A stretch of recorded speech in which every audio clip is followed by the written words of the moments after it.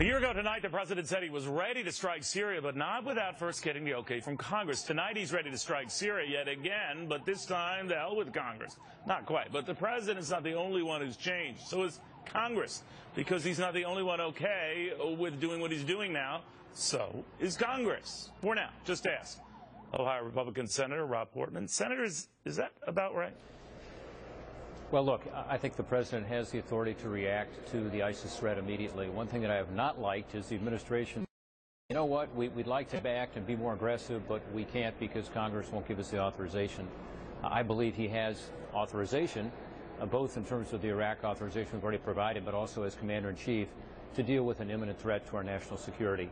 I don't want them using the excuse that Congress won't act, not to do what has to be done, to degrade and destroy ISIS. So that's the position that I've taken. Do you think that it's any different now that we know who we're backing and helping versus last year? Because the argument, as your colleague Rand Paul has mentioned, is that if we had acted a year ago, as Hillary Clinton supposedly wanted, we would have been essentially creating ISIS running Syria. Do you agree with that?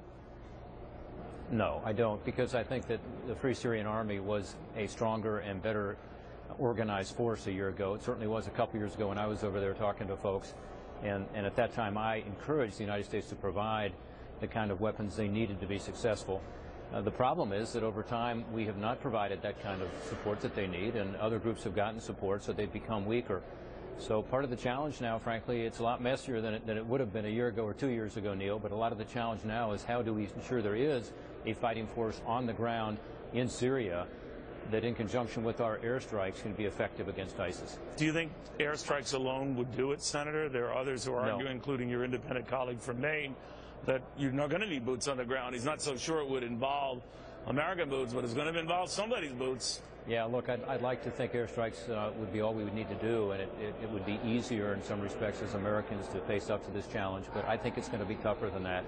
And this is why it's so essential that we have a coalition, including the Kurds on the ground, the Iraqi military on the ground, and in Syria some boots on the ground, not Americans, but others. And that's one reason we do need to continue to train and equip a group of more moderate elements willing to take on the fight against ISIS. And those groups are there, and those countries are there in the region.